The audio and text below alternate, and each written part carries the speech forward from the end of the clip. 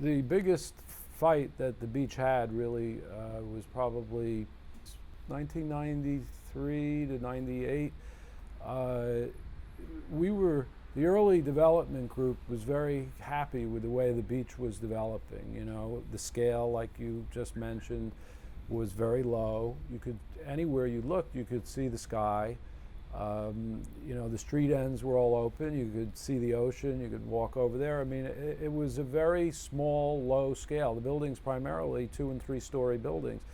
I mean, some of the ones on the ocean obviously were bigger, and some of the ones that had been poorly designed were built in the 60s and 70s. But by and large, the 20s buildings, which are the Mediterranean Revival buildings, and then the 30s and 40s, which were the streamlined modern buildings, and even the 50s MIMO buildings were all very low scale. And in the 1990s, there was a new wave of interest in the beach, coinciding with international fame that the beach really enjoyed, and more money started to come to town.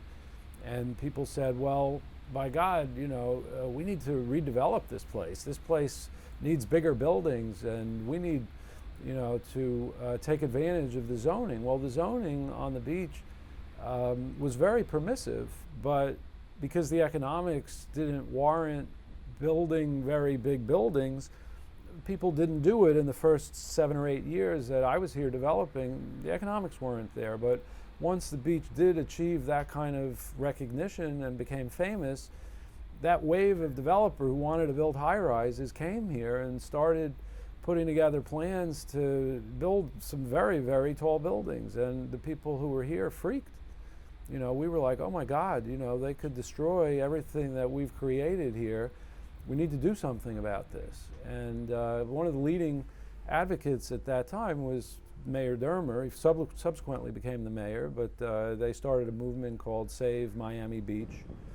And it was a political movement to say to the elected officials, hey, you know, we really need to downzone the city because the old zoning is just way too permissive and will destroy the scale. But every infill lot that didn't have a building on it, where there was a 2-story building, they wanted to build 10 stories. And then in some places they wanted to build 30 stories next to 2 stories. When they changed the zoning, they made a big mistake, and they said that anybody who submitted applications to the Design Review Board before a date certain, whatever that date was, March 31st, I think, of 1998, I don't remember the exact date, they would be grandfathered. So every developer who owned any piece of land put together plans for a 25, 30-story building, willy-nilly, and they all submitted them, and they had to get them heard by the Design Review Board. Here I am chairing this board. You have rooms full of residents coming and protesting, saying, what are you doing to our beach? You have all the high-paid lobbyists and lawyers with the developer sitting on the other side saying, these are our zoning rights. And we didn't really have the power to say no because we didn't make the zoning, the commission did. But, you know, we met till 3 o'clock in the morning, many months, starting at 9 in the morning, just like because they wanted us to process these applications. And, you know, it was a fascinating time because my own, you know, feeling was obviously that these buildings were totally out of scale. And trying to avoid this from becoming a real circus, I mean, literally hundreds of people yelling and screaming and protesting.